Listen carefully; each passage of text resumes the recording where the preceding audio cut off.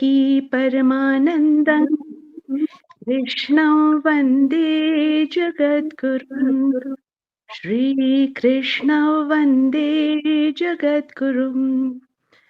So thinking of his lotus feet and offering everything to his lotus feet, let's begin the session of Moon in 8th house. सभी गुरुजन को प्रणाम।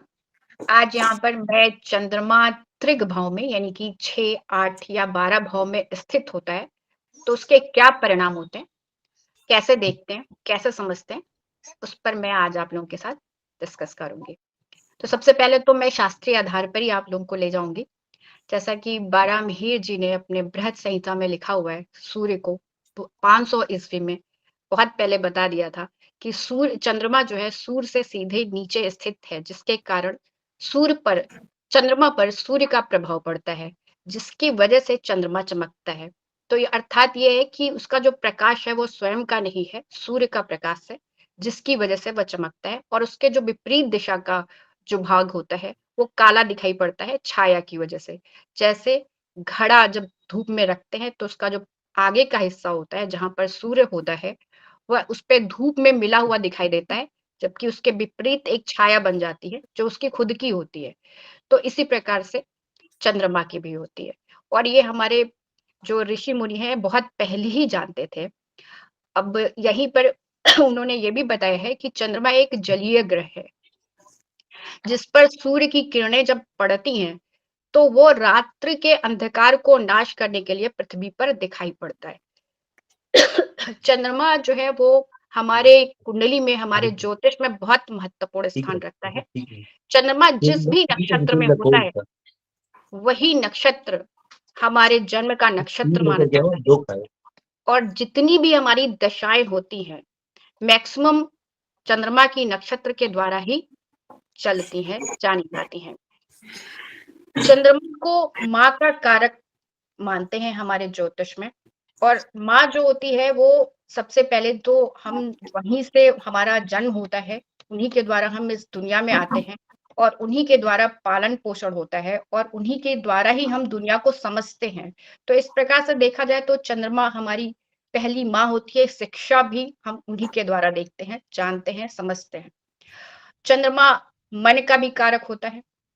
मन हमारे जीवन में सबसे अधिक महत्वपूर्ण स्थान रखता है। मन हमारे विचार, हमारी जीत, हमारी हार, हमारे जीवन के लक्ष्य, हमारे जीवन में जो भी संघर्ष होता है उसमें किस प्रकार से कार्य करेंगे, ये सब मन के द्वारा ही निर्धारित होता है।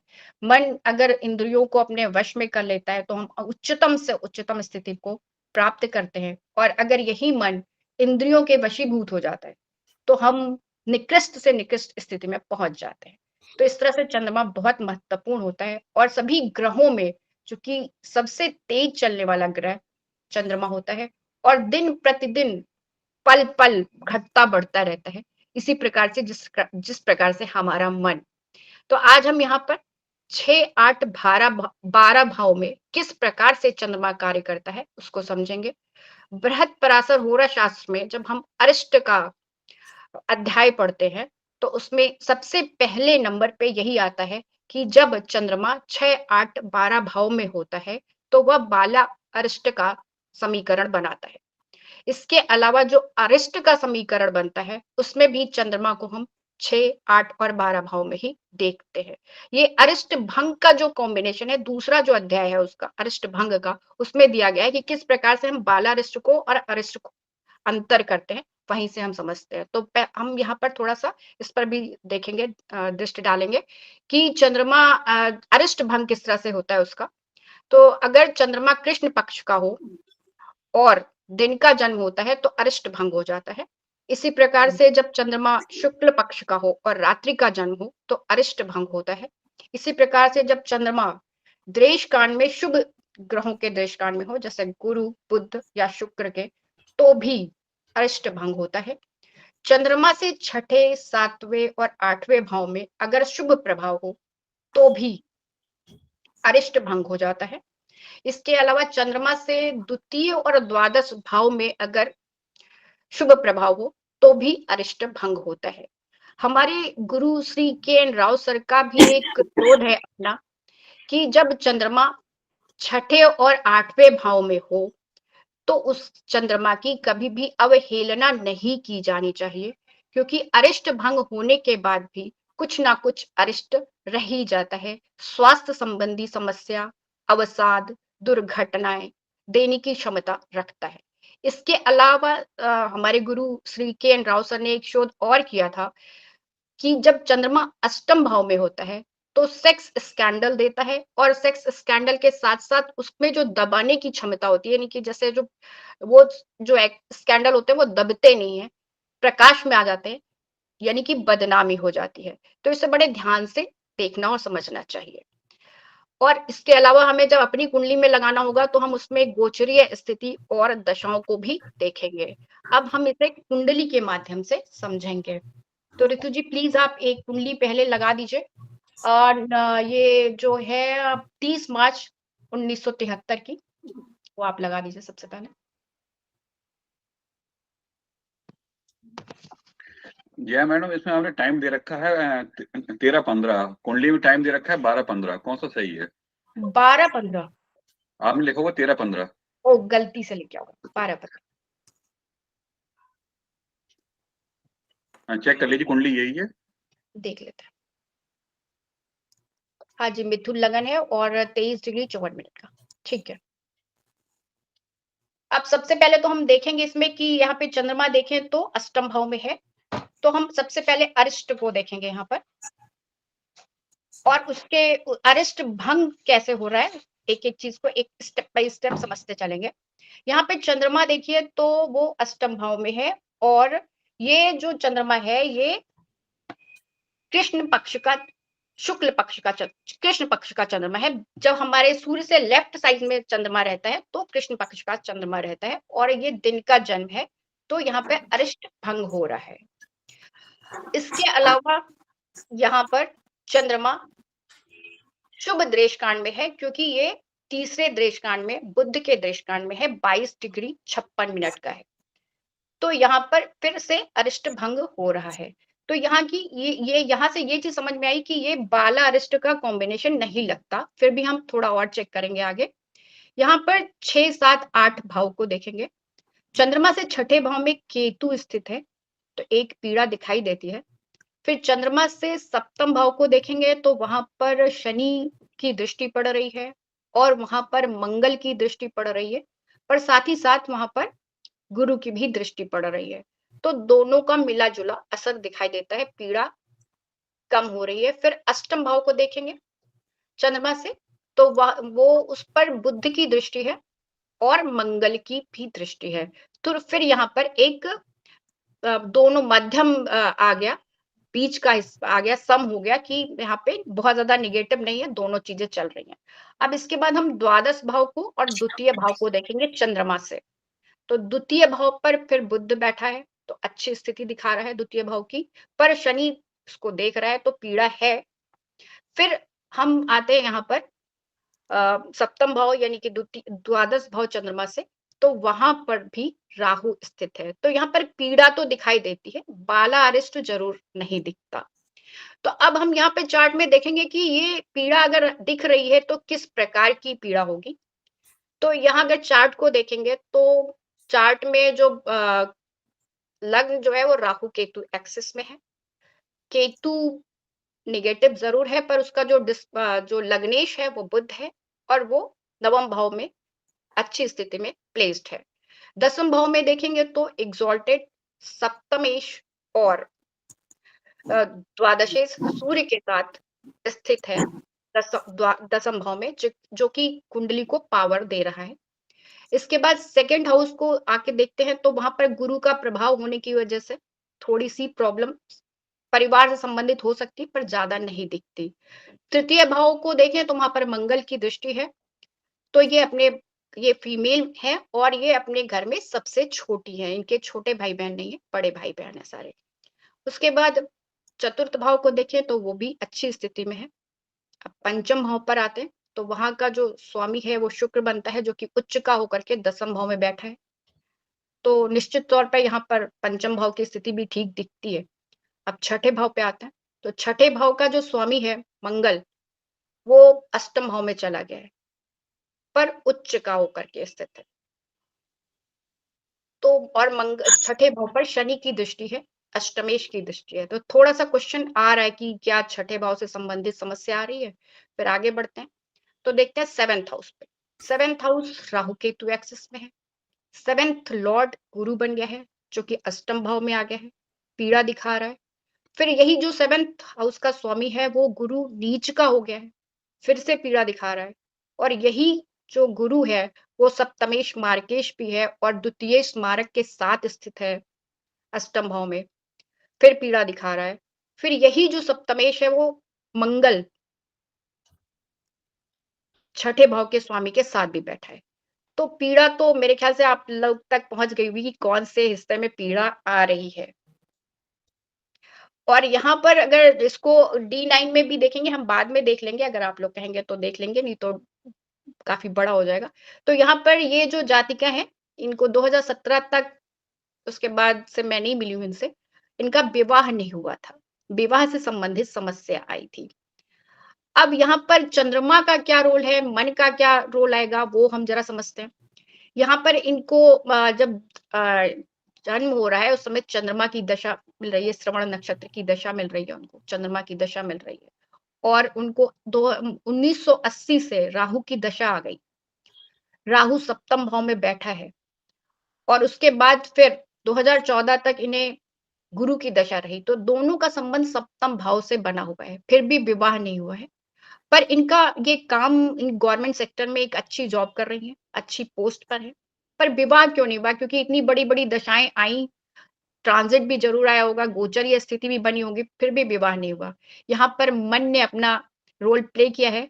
कभी लड़का अच्छा नहीं मिला, तो कभी उसकी तनख्वाह अच्छी नहीं थी, तो कभी उनका परिवार अच्छा नहीं था, तो इस तरह से मन जो है हमेशा उसमें आगे आ गया। और उसके बाद 2014 से इनकी शनि की दशा आ गई, जिसमें इन्हें गायने की प्रॉब्लम आ गई। गायने की प्रॉब्लम यहाँ पे ऐसे समझ सकते हैं कि जो अष्टमेश है, वो द्वादश भाव में जा करके वहां से छठे भाव से संबंध बना रहा है, और जो षष्ठेश है मंगल, वो अष्टम भाव में चला गया है। तो गायनी प्रॉब्लम आने की वजह से अब इन्हें ये बच्चे इनको नहीं हो सकते, ये प्रॉब्लम आ गई है। यहाँ पर अगर हम और डिटेल में जाएंगे तो जो शुक्र है वो भी काफी पीड़ा में है। एक तो कंबस्ट है ही, इसके अलावा शुक्र जो है उसमें बहुत सारी पीड़ा है। यहाँ से अगर या एक मिनट चंद्रमा, हाँ, ये D64 नवांशा भी बन जाता है। और इसके अलावा जो कारका है बच्चों का गुरु, वो भी बहुत ज्यादा पीड़ा में आ जाता है। तो इस तरह से आप यहाँ पे समझ सकते हैं कि विवाह से संबंधित समस्या आई और उसने अपना रोल प्ले किया। इसमें चंद्रमा ने भी अपना रोल प्ले कर दिया। अब दूसरा चार्ट लगा दीजिए, अगर कोई क्वेश्चन हो तो पूछ लें, नहीं तो दूसरा चार्ट पे चलते हैं। दूसरे चार्ट पे इनके पैरों में दिक्कत है क्या, ये रीढ़ी के आसपास? नहीं, वैसे देखने में ठीक है, स्वस्थ है, सब कुछ ठीक है, बस गायनी प्रॉब्लम 2014 में आई, उससे पहले तो कोई वो तो प्रॉब्लम नहीं आपको थी। दिख रहा है, इनके कमर में दिक्कत है कि इनके पैरों में दिक्कत है? हाँ, वो कमर में तो आई जाएगी, क्योंकि गायनी प्रॉब्लम आई होगी तो डेफिनेट है, कंडीशन क्या आ गई होगी। अब दूसरा चार्ट आप लगा लीजिए। एल्डर सिबलिंग कितने हैं इनके? 4। भाई हाँ बहन ये दोनों? हाँ, ये अब आप उसकी लगा दीजिए, 6 जनवरी 1973।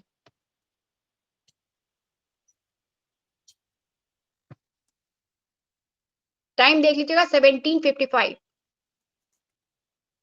लखनऊ।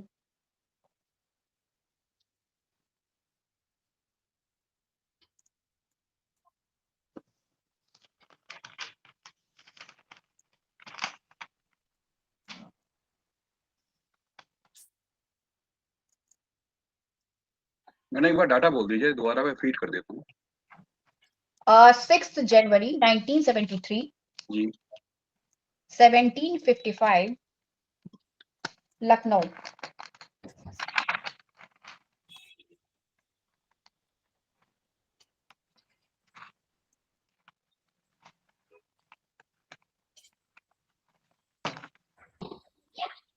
कुंडली चेक कर लीजिए।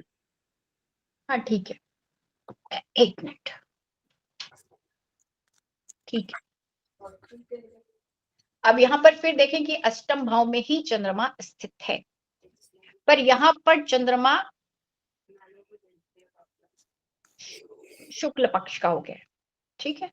और यहाँ पर रात्रि का जन्म है, जनवरी में पैदा हुए हैं तो सूर्यास्त के बाद ही पैदा हुए होंगे, डेफिनेट कंडीशन है। तो यहाँ पर रात्रि काल में पैदा हो रहे हैं, इसलिए शुक्ल पक्ष का चंद्रमा अरिष्ट भंग कर रहा है। इसके अलावा ये जो चंद्रमा है 13 डिग्री 33 मिनट का है, यानी कि दूसरे देशकांड में गया है, तो शुक्र का देशकांड बनता है, शुभ ग्रह के देशकांड में गया है, तो फिर एक अरिष्ट भंग कर रहा है। तो बालारिष्ट का कॉम्बिनेशन नहीं है, बालारिष्ट का कॉम्बिनेशन होगा तो उनको बचपन से ही प्रॉब्लम दिखाई देने लगेगी, ठीक है। अब यहाँ पर आते हैं तो 6, 7, 8 भाव को देखेंगे चंद्रमा से। तो पहले छठे भाव में देखें तो वहां पर केतु स्थित है, जिस पर सूर्य, बुध और गुरु की दृष्टि है। तो एक तरह से देखा जाए तो सम है स्थिति से छठे भाव की। फिर सप्तम भाव को आप देखते हैं चंद्रमा से, तो वहां पर शनि जो कि वक्री है उसकी दृष्टि है। फिर अष्टम भाव को देखते हैं चंद्रमा से, तो वहां पर गुरु की दृष्टि है। तो अष्टम भाव ठीक दिख रहा है, अच्छा दिख रहा है। अब इसके बाद आते हैं चंद्रमा से द्वितीय भाव पर मंगल की दृष्टि है, तो यहाँ पर एक पीड़ा आती है, शनि से भी दृष्टि है तो फिर पीड़ा आ रही है। फिर चंद्रमा से द्वादश भाव को देखें तो फिर वहां पर गुरु, राहु, बुध और सूर्य स्थित है, तो पीड़ा तो यहाँ पे भी दिख रही है। तो अरिष्ट तो यहाँ पर दिखाई ही दे रहा है। अब यहाँ पे देखेंगे कि अरिष्ट किस प्रकार का होगा, कैसा होने की संभावना हो सकती है, इसे समझेंगे। यहाँ पर देखें तो लग्नेश लगन को देख रहा है, तो लगन को तो बली कर रहा है। केंद्र में 3 ग्रह बैठे हैं, जिसमें से गुरु और बुध भी स्थित है, तो हम इसको कुंडली को नेगेटिव तो नहीं मानेंगे। ये अच्छी पोजीशन पे जॉब करते हैं, कंप्यूटर सेक्टर में जॉब कर रहे हैं। सेकेंड हाउस पर देखें, द्वितीय भाव पर तो चंद्रमा अपने भाव को भी देखता है, हालांकि शनि भी देख रहा है, तो वहां पे पीड़ा जरूर दे रहा है, लेकिन फिर भी चंद्रमा प्रोटेक्ट तो कर ही रहा है। अब तृतीय भाव पर आते हैं तो वहां पर गुरु से प्रोटेक्शन मिल रहा है। उसके बाद आते हैं चतुर्थ भाव पे, तो चतुर्थेश राजयोग में स्थित है। फिर पंचम भाव में आते हैं, जो कि पंचम भाव को देखें तो वहां पर कोई भी प्रभाव नहीं है गुरु किसी भी ग्रह का, पर उसका जो स्वामी है वो छठे भाव में गया हुआ है और शनि से दुष्ट है, जो कि वक्री है, अष्टमेश है। और मंगल जो छठे भाव का स्वामी है उसके साथ स्थित है। और शुक्र जो है वो यहाँ पर थोड़ी ध्यान देने वाली बात है कि ज्येष्ठा नक्षत्र में है और 29 डिग्री 54 मिनट का है, यानी कि यहाँ पर पीड़ा दिख रही है गंडांत में, राशि गंडांत के साथ साथ नक्षत्र गंडांत में भी, दोनों राशि गंडांत लक्षण। हाँ। अब यहाँ पर आ जाते हैं सप्तम भाव पे, तो यहाँ पे एक तो पंचम भाव में थोड़ी सी पीड़ा दिखाई दे रही है, क्योंकि चंद्रमा से पंचम भाव का भी स्वामी शुक्र बन जाता है और इस पर वक्री अष्टमेश की दृष्टि है। अब सप्तम भाव पे पहुंचते हैं, तो सप्तम भाव पर राहु केतु अक्ष में स्थित है, सप्तम भाव में सूर्य की स्थिति, सप्तम भाव में बुध की स्थिति, ये तीनों ही खराब स्थिति मानी जाएगी सप्तम भाव के लिए। यहाँ पर गुरु स्थित है, पर गुरु सप्तमेश हो गया है और सप्तमेश यहाँ पर सूर्य, राहु और बुध के साथ फिर पीड़ा में आ गया।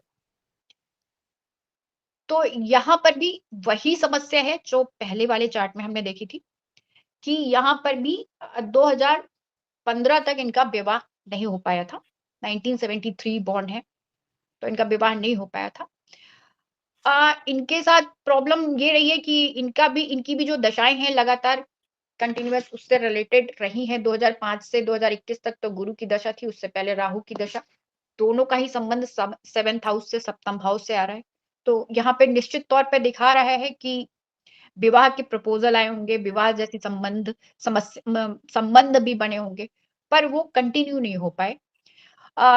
कभी जो है वो इनकी 3 बार एंगेजमेंट होकर के ब्रेक हो चुकी है और इसके अलावा शादी कहीं पे फिक्स नहीं हो पाती, लड़की खुद से जाकर के मना कर देती है। कई सारे इनके अफेयर्स भी रहे, पर ब्रेकअप हो जाता है और सामने वाला उनको मना कर देता है। इसकी वजह से ये बहुत ज्यादा डिप्रेशन में चले जाते हैं और उसके बाद इन्हें मेडिकल ट्रीटमेंट लेना पड़ता है उसके लिए।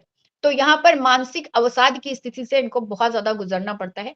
और यहाँ पर फिर आप देख सकते हैं कि पंचम भाव की स्थिति, गुरु की स्थिति बहुत कमजोर है, तो बच्चा तो दिख नहीं रहा है। और यहाँ पर शुक्र पंचमेश होकर के बहुत ज्यादा पीड़ा में है। तो डेफिनेटली ये जो चंद्रमा है और ये जो पोजीशन है, ये इनको बहुत ज्यादा मेडिकली दिमागी तौर पर इनको दिक्कत बनाती है और अवसाद में रहते हैं। तो ये हो गया। इसमें कोई क्वेश्चन हो आप लोगों को तो बताइए। मैडम इनके पिताजी के बारे में कुछ बताइए, इनके पिताजी के बारे में मुझे ज्यादा डिटेल से कुछ भी नहीं पता है, क्योंकि सूर्य और राहु की डिग्री लगभग सेम हो रही है। हाँ सारे बिल्कुल, कंबस्ट हैं, सारे सारी सारे जगह हंसता है, हाँ सारी बिल्कुल, जगह हंसता है। गुरु राहु और सूर्य तीनों बहुत क्लोज डिग्री पर है, जिसकी वजह से अस्त इनका है। विवाह अभी तक तो संपन्न नहीं हो पाया है। और अगर विवाह एक 25 से 35 साल के बीच तक नहीं होता है, तो फिर उस विवाह का कोई मायने नहीं होता, उसके जो मायने बदल जाते हैं विवाह के। तो यहाँ पर अब इस समय का मुझे प्रेजेंट टाइम का कुछ भी इनका पता नहीं है। और एक मुझे इसका रीजन ये भी समझ में आ रहा है कि शुक्र गंडांत में है, बहुत मंगल ज्यादा के साथ और है, तो राशि गंडान, नक्षत्र गंडान, नक्षत्र दोनों गंडान दोनों में है, हम कुछ दोनों इनकी में। क्रियाएं ऐसी हैं कि लड़की जो है खुद ही मना कर देती हैं, खुद ही मना कर देती हैं। बिल्कुल क्योंकि इनको शुक्र के लेकर विकृति आ गई ना।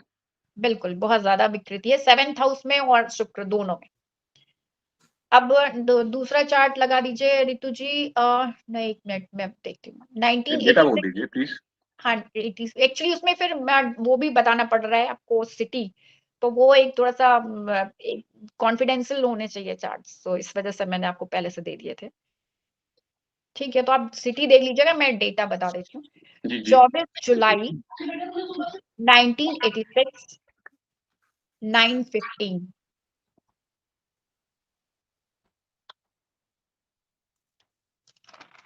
हाँ दीदी इस चार्ट में जरा डिटेल्स ना शेयर कर दीजिएगा। इवेंट्स जो प्रीवियस चार्ट, यही चार्ट है ना इसमें जेमिनी लगना है, इसके जरूर इवेंट शेयर कर दीजिएगा 3-4 अगर हो सके तो ग्रुप जी में। जी बिल्कुल बिल्कुल, मैं बाद में आपको शेयर कर दूंगी। जय मैडम सिटी बता दीजिए। सिटी आप उसमें से देख लीजिए, कॉन्फिडेंशियल है तो ठीक नहीं लगेगा। कॉन्फिडेंस मैडम, पर्सनल डेटा में से निकाल के दिया हुआ है, तो फिर मेरा अगर कोई भागलपुर बिहार।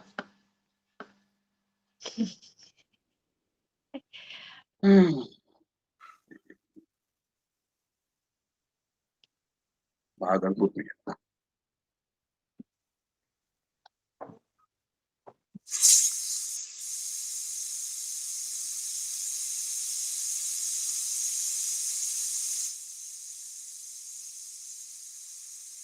ये तो मेल चार्ट लग रहा है।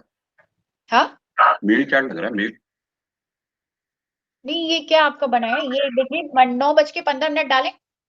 अच्छा 9, हाँ डाला डाला। आपने उत्तर प्रदेश का लिया है, इसका आप वो देख लीजिए, जगह लोकेशन चेक कर लीजिए।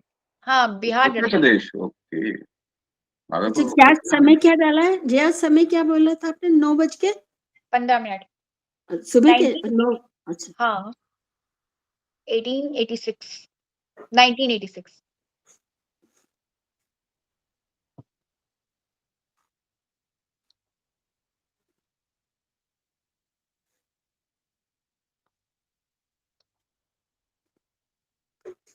कन्या लगन, कन्या लगन 1 डिग्री 39। हाँ कन्या लगन है। यहाँ तो सी लगन दिखा रहे हैं। नहीं कन्या लगन है। ठीक है रितु जी।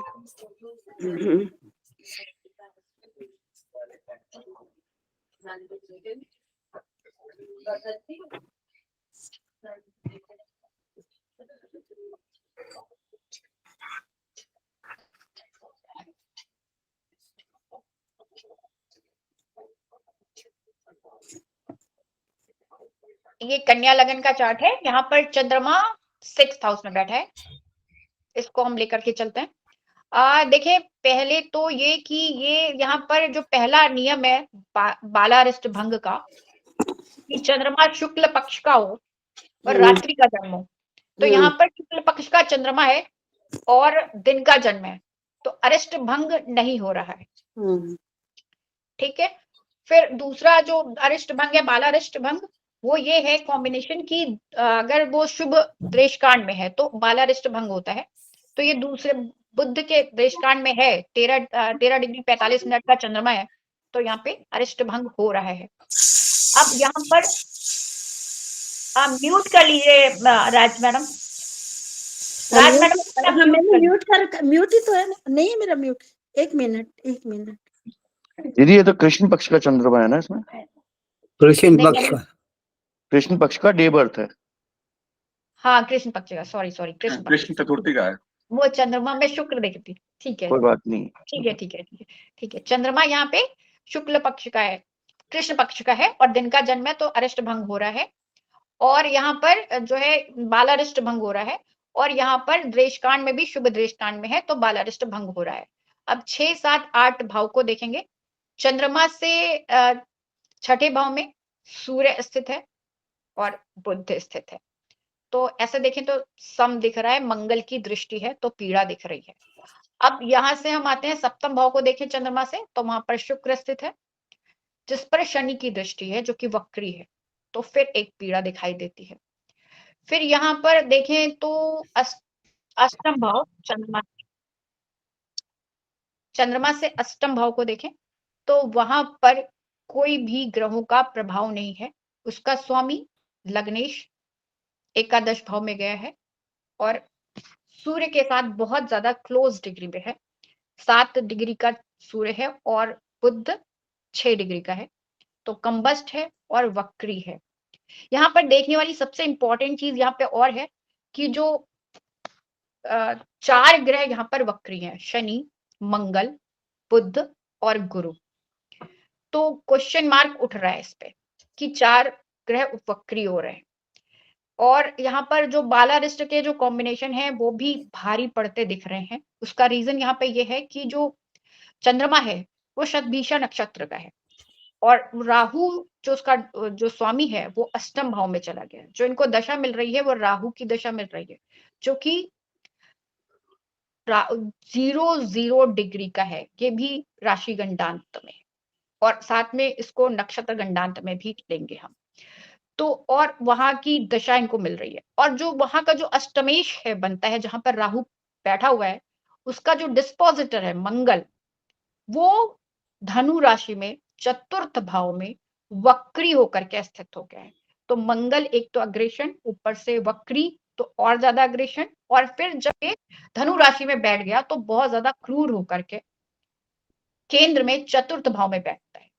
लगन, केंद्र और त्रिकोण में शुभ कहीं पर भी कोई प्रभाव नहीं पड़ रहा है।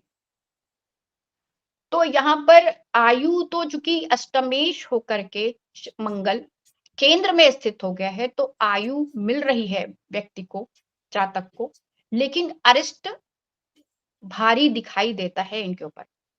तो अब यहाँ पे प्रॉब्लम क्या है उसको समझने की कोशिश करते हैं। यहाँ पे ये जब पैदा हो रहे थे तो फोरशिप से पैदा हुए थे, जिसकी वजह से इनके दाहिने हाथ, दाहिने सर का भाग डैमेज हो गया था। तो एक तरीके से ये शापित जीवन व्यतीत कर रहे हैं। आइए अब हम इसको कुंडली के माध्यम से समझते हैं। ये इनके कुछ कुंडली में राजयोग भी हैं काफी बड़े, तो एक काफी बड़े पोस्ट पे हैं इनके पिताजी और काफी अच्छी पोजीशन है, तो इनका जीवन व्यापन आसानी से हो रहा है, सारी चीजें नॉर्मल है।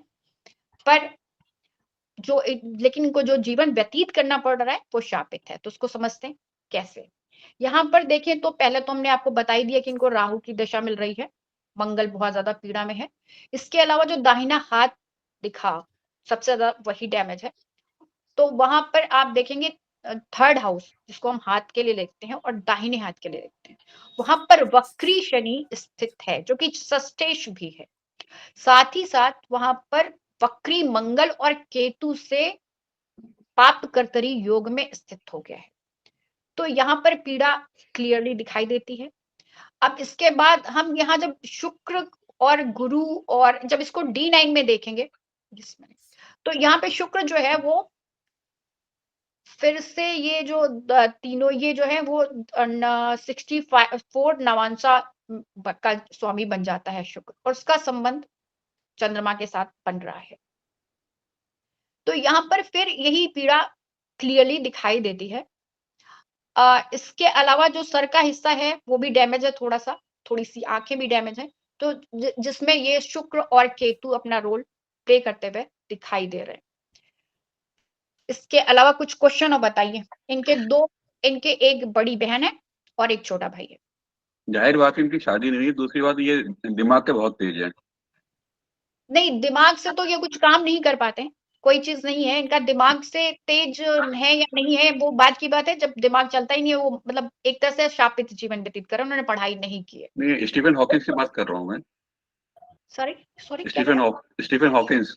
हाँ हाँ बिल्कुल बिल्कुल बिल्कुल।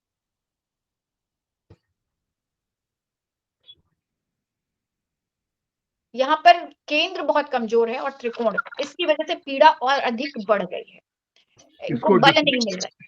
इसको अब डिप्रेशन भी हुए, जी इसको डिप्रेशन भी आए हैं, हाँ डिप्रेशन में भी। हाँ, वो तो डिप्रेशन में सर रहेंगे ही रहेंगे, और यहाँ से पंचम भाव का स्वामी भी बुध बन जाता है, जिस पर मंगल की दृष्टि है, वक्री वो खुद भी है, तो स्थिरता नहीं रहती है दिमाग में। नहीं, मैंने ये देखा है कि 6th हाउस में चंद्रमा है, आदमी को कभी ना कभी डिप्रेशन में जाता है वो आदमी। चेक करिए इस प्रिंसिपल को। जी बिल्कुल ठीक कह रहे हैं सर। सर सेट है तब भी, गुरु के साथ है और गुरु देखता हो तब भी कहीं ना कहीं डिप्रेशन में जाएगा वो आदमी। हाँ, अब इसको आप ये मान सकते हैं कि यहाँ पे गज केसरी योग बन रहा है, सब कुछ है, लेकिन यहाँ पर क्या उसके रिजल्ट हमें मिल रहे हैं, वो यहाँ पर मिलते हुए नहीं दिख रहे हैं, क्योंकि बाकी चीजें और भी देखनी है। डिटेल में अगर आप जाए तो नवांशा चार्ट भी हम देख सकते हैं, तो प्रॉब्लम हाँ। दिखाई दे जाएगी सारी जगह पे। नहीं, वो next- प्रॉब्लम दिखा रहे। मैंने सर ने जो पॉइंट बोला है ना कि अगर चंद्रमा छठे में है तो डिप्रेशन देता है, तो मैं यही पूछू अगर इसमें गुरु की और शुक्र की दृष्टि होने पर भी देता है क्या? थोड़ा फर्क पड़ जाएगा, बिल्कुल न्यूट्रलाइज नहीं होगा। ओके। जुपिटर तो रेट्रोग्रेड भी तो है और है भी कुंभ राशि का, कहाँ से देगा प्रोटेक्शन? छठे भाव में शुभ प्लैनेट आकर के अपना शुभत्व तो खो देते हैं, अपनी जो पावर जितनी देने की क्षमता होती है वो कम हो जाती है। अब ऋतु जी नेक्स्ट चार्ट लगा दीजिए। एक मिनट दीदी, मैं इसमें कहना चाहूंगा एक कि ट्राइन्स जो हमारे हैं वो मेंटल एनहेंसमेंट के लिए जाने जाते हैं। तो अगर ट्राइन की लॉर्डशिप देखेंगे कहीं ना कहीं मैलेफिक या बेनेफिक रेट्रोग्रेड से वो एफ्लिक्टेड है या खुद भी है, तो वो पार्ट तो दिखता है। इवन मून भी रेट्रोग्रेड प्लैनेट से एफ्लिक्टेड है, दैट इज। और मेडिकल एस्ट्रोलॉजी में रेट्रोग्रेड प्लैनेट्स बिल्कुल भी अच्छे रिजल्ट्स नहीं देते हैं जी बिल्कुल। तो ये तो चार्ट में दिखता है। वो तो वक्री, जैसे ही आपने 4 प्लैनेट देखे वक्री, तो क्वेश्चन तुरंत उसी समय दिमाग में आ जाना चाहिए कि ये जो है ये यहाँ पर सभी जगह पर अगर आप देखें ध्यान से तो पंचम और द्वादश का भी संबंध बन रहा है, तो पूर्व जनक शापित भी दिखते हैं, जिसकी इस जन्म में भुगतना पड़ रहा है। तो खैर अब नेक्स्ट जो चार्ट लगा दीजिए ऋतु जी आप, ये 1998 का पूर्व योग में भी है, यहाँ पे कोई भी प्लैनेट है मून से 2nd एंड 12th, वो भी एक खराब योग है, केंद्र।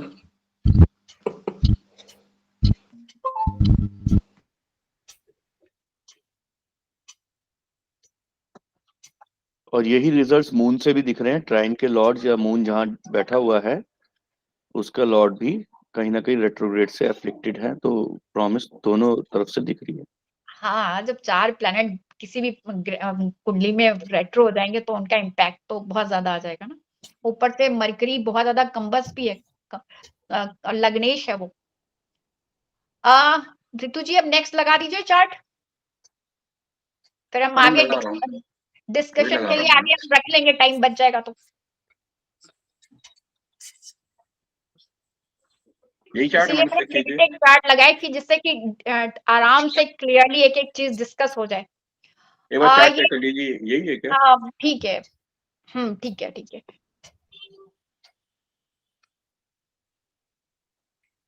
ठीक, यहाँ पे भी चंद्रमा देखिए तो अष्टम भाव में है। एक बार में अगर आप इस चार्ट को देखेंगे तो लगेगा कि बड़ा अच्छा चार्ट है, बहुत सारे राजयोगों में है। दिन का जन्म है और कृष्ण पक्ष का चंद्रमा है, तो बालारिष्ट हटा रहा है, भंग कर रहा है। चंद्रमा जो है वो मीन राशि के ही दृश्यकांड में है, तो फिर से बालारिष्ट का कॉम्बिनेशन हट रहा है। बालारिष्ट का कॉम्बिनेशन जब अगर नहीं हटेगा तो जल्दी डेथ होने की संभावना होती है बच्चे की, वो दिखता है। तो बालारिष्ट का मतलब 5-6 साल तक के बाद जीवन ना होना उसमें आएगा। उसके बाद जो होगा वो फिर अरिष्ट में आ जाएगा। तो यहाँ पर हम 6, 7, 8 को देख लेते हैं। तो चंद्रमा से छठे भाव में राहु स्थित है, तो पीड़ा दिख रही है। चंद्रमा से सप्तम भाव पर मंगल की दृष्टि है और गुरु की दृष्टि है, तो एक शुभ प्लैनेट की दृष्टि है और एक अशुभ प्लैनेट, क्रूर प्लैनेट की दृष्टि है, तो यहाँ पर सम हो जाएगा।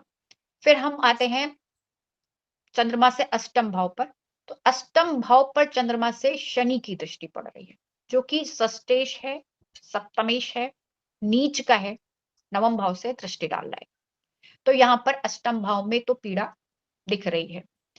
फिर हम आ जाते हैं द्वितीय भाव पर, तो वहां पर नीच का चंद्रमा बैठा है, शनि बैठा है चंद्रमा से, और इसी चंद्रमा से द्वादश भाव में केतु स्थित है, तो यहाँ दोनों जगह पीड़ा है और ये पाप कर्तरी में भी चला गया है। अब चंद्र पूरे चार्ट का एक बार आकलन कर लेते हैं, क्योंकि अरिष्ट भंग तो हो नहीं रहा है।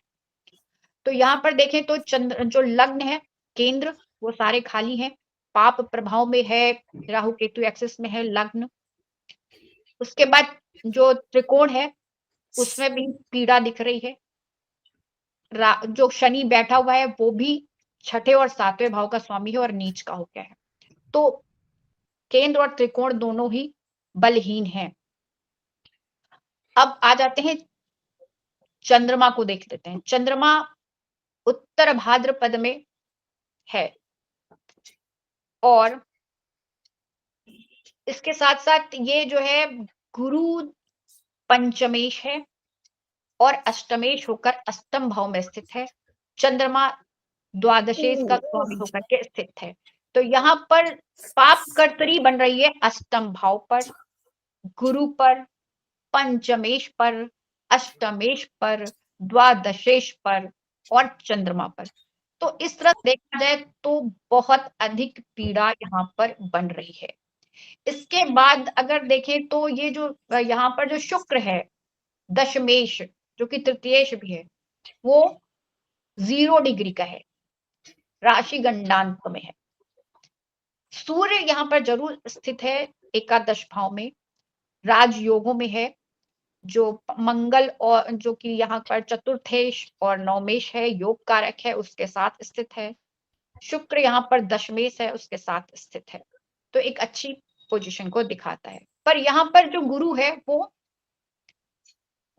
64 नवांशा का स्वामी है और शुक्र यहाँ पर 85 द्वादशांश का स्वामी है और यहाँ पर चंद्रमा 22वें देशकांड का स्वामी है। तो यहाँ पर जो पीड़ा है वो इस तरह से आपको समझनी है, यहाँ पर पीड़ा बहुत ज्यादा है। ये जो इनका जो राशि स्वामी है शनि बनते हैं वो भी नीच के हो गए हैं और उनके ऊपर भी कोई ऐसा प्रभाव नहीं है, पर आयु जरूर मिल रही है व्यक्ति को। अब ये जो बच्चा है, इससे बच्चा अब बड़ा हो गया खैर, तो इसे मेंटल प्रॉब्लम है, ये एक बीमारी होती है ADHD, अटेंशन डिफेक्ट, हाँ, हाइपर एक्टिविटी डिसऑर्डर, ये इनको है और इसमें इनका जो इम्बैलेंस नहीं रहता है और याददाश्त मतलब स्थिरता नहीं रहती, याद रहती है सारी चीजें पर पूरी तरह से आप पागल भी नहीं कह सकते क्योंकि सारी चीजें याद रहती हैं पर वो किसी भी चीज पर रुकती नहीं है, स्थिर नहीं हो पाते। ये एक जेनेटिक डिसऑर्डर है, जो गुरु यहाँ पे जेनेटिक डिसऑर्डर है इसलिए गुरु इसमें इनका रोल आ जाएगा। मन पर इनका कंट्रोल नहीं रहता तो चंद्रमा भी इसमें इन्वॉल्व हो जाएगा। ये मेरे एक परिचित है, उनकी कुंडली है और वो भी एक अच्छे ऑफिसर हैं, तो इस वजह से बच्चे का पालन पोषण हो रहा है, पर जीवन है, पर शापित जीवन है। यहाँ पर भी पंचम और द्वादश भाव में पीड़ा जो है इन्हें पूर्व जन्म के किसी पाप का यहाँ पर फल दिखता हुआ दिखाई दे रहा है। इसको अगर आप D9 में चले जाएं तो अगर आप देखेंगे तो एक बार लगेगा कि तो बहुत अच्छी कुंडली है, क्योंकि चंद्रमा लगन में चला गया है एकादश भाव का स्वामी होकर के और शुभ कर्तरी में आ गया, एक तरफ गुरु है और एक तरफ शुक्र है और लगन और चंद्रमा दोनों ही शुभ कर्तरी में है, पर वहां पर वो तीनों ही तीनों जो एक 22वें देशकांड का स्वामी है, एक 64वें नवांश का स्वामी है और एक 85 द्वादशांश का स्वामी बन जाता है। यहाँ पर फिर पंचमेश को देखेंगे तो वो शनि राहु के साथ फिर से बैठ गया है और सूर्य के साथ स्थित हो गया है। तो पंचम भाव में फिर से पीड़ा है और अष्टमेश मंगल बन गया है, तो वो आयु तो दे रहा है पर वो पंचम भाव में बैठ गया है, तो पंचम भाव को फिर से उसने खराब कर दिया यहाँ पर। तो इस तरह से आप देख सकते हैं कि कितनी क्लियरिटी के साथ दिखाई देता है चंद्रमा का जो अरिष्ट है वो किस प्रकार से सामने आ जाता है। इतना तो चार्ट के थ्रू मैंने बता दिया आपको। अब इसके अलावा आपको जो क्वेश्चन पूछने हैं वो बताएं। इसके अलावा मैं और एक दो चार्ट लगा सकती हूँ अगर आप कहेंगे तो, आपके एग्जाम्पल के लिए। जैसे कि जो सर ने ये सर का जो एक है शोध कि जिसमें अगर चंद्रमा अष्टम भाव में होता है तो बदनामी जरूर देता है। अगर कोई सक्सेस स्कैंडल होगा तो उसमें उसे बदनामी बहुत ज्यादा मिलेगी। तो इसके लिए अगर आप चाहें तो बिल क्लिंटन का लगा सकते हैं चार्ट। इनकी मदर के बारे में कुछ बताएं। इनकी मदर के बारे में, मदर ठीक है, नॉर्मल, क्योंकि चंद्रमा से जो चौथा भाव बहुत पीड़ित है। हाँ वो ठीक है। वो तो सूर्य बहुत ज्यादा पीड़ा में आ गया। जो लग्नेश है और जो शनि और मंगल से दोनों से बहुत ज्यादा पीड़ा में है, तो वो सारी चीजें हैं तो ठीक है। लेकिन मदर ठीक है इनकी। बाकी भाई बहन भी हैं छोटे। ये सबसे बड़े हैं। हाँ सबसे बड़े नहीं है, एक बहन है बड़ी, फिर ये है।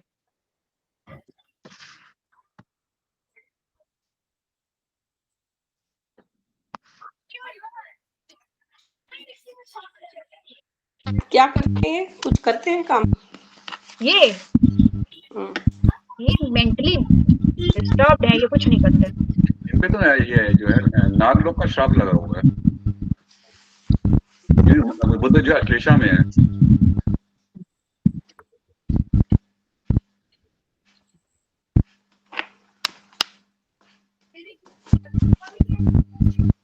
अब अगर आप चाहें तो बिल क्लिंटन का लगा दीजिए, मैं उसमें भी डिस्कस कर दूंगी। इसमें एक चीज पूछनी थी जी। राहु केतु आपने लगभग जब भी लगन और सप्तम में है जी वो आपने पीड़ा में बता दिए। जी तो ये हमेशा पीड़ा देते हैं क्या? हमेशा नहीं देते हैं सर, पर अगर वहां पीड़ा है तो उसको बढ़ाने में पूरा सहयोग देते हैं। नहीं, जैसे ये राहु यहाँ पे सिंह राशि का है, हालांकि ग्रंथ में मेष राशि, वृषभ राशि और कर्क में तो अच्छा बताया ही है। बाकी मेरा भी थोड़ा काम किया था मैंने, उसमें सिंह राशि भी आ जाती है।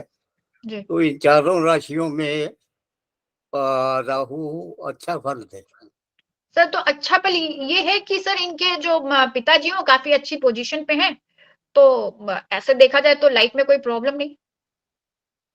और बाकी जब आप ये कह रहे हैं कि जैसे मंगल से आपने पीड़ा दिखाई, जी वो मंगल यहाँ पे योग कारक की स्थिति में है। हाँ सर है, बिल्कुल है, योग कारक की स्थिति में है, पर फिर भी वो अपनी क्रूरता तो दिखाएगा ही। और आद्रा नक्षत्र का है। नहीं, ग्रह होके दिखाएगा, आद्रा नक्षत्र है, ठीक है, पीड़ा देगा। लेकिन जब वो क्या कहते भावेश हो जाता है तो अच्छा भावेश है।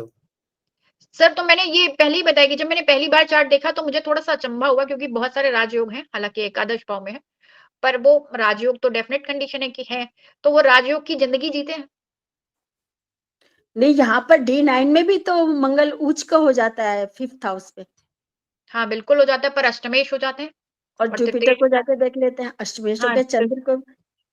हाँ वो जुपिटर यहाँ पे बहुत ज्यादा पीड़ा में चला जाता है, जेनेटिक डिसऑर्डर को क्लियरली दिखाई देता है, यहाँ पे D9 कंफर्म कर देता है, क्योंकि यहाँ पर शनि और मंगल से पीड़ा में।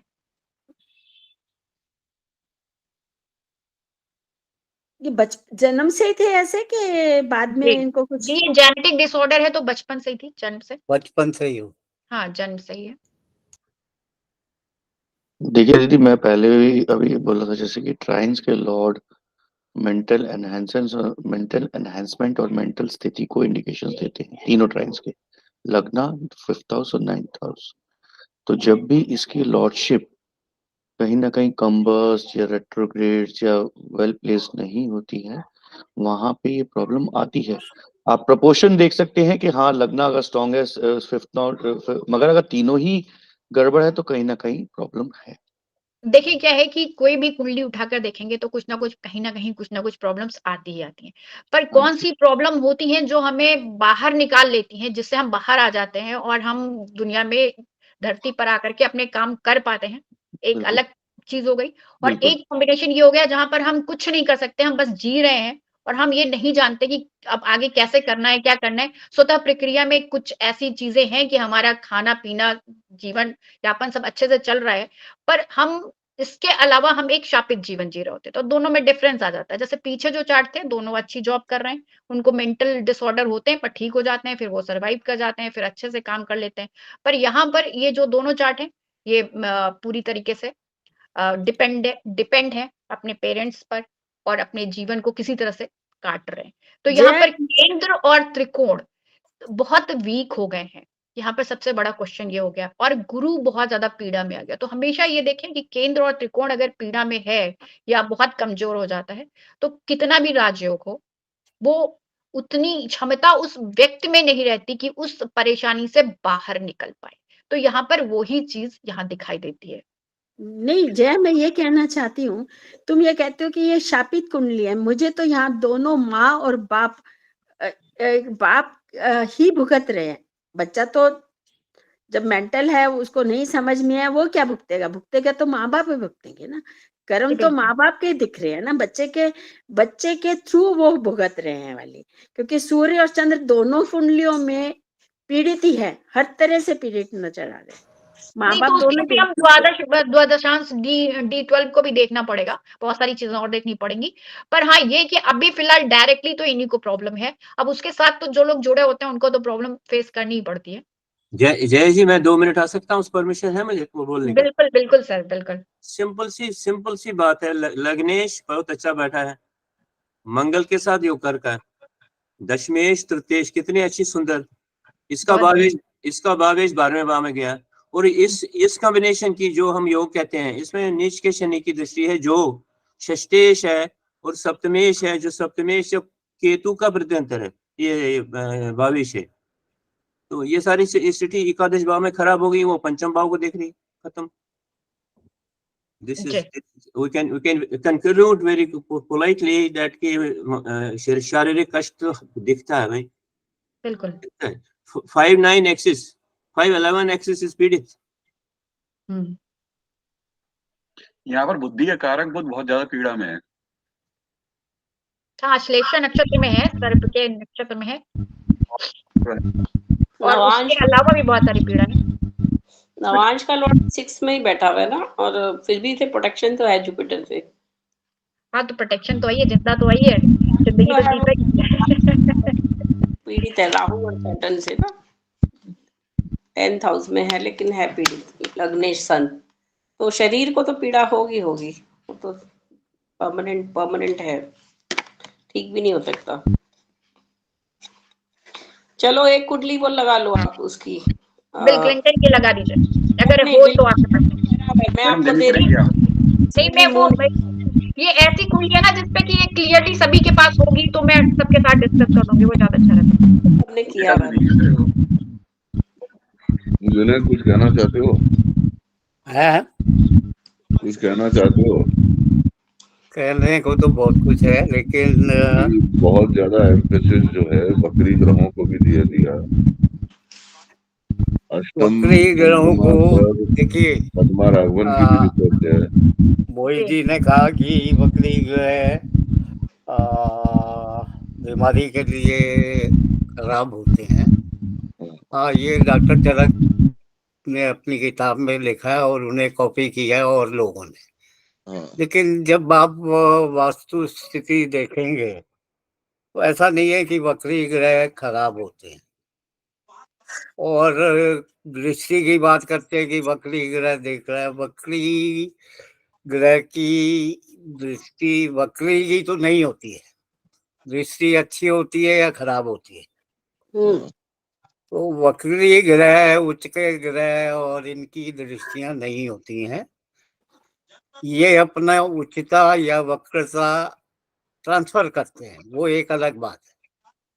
लेकिन ये कह देना कि भाई ये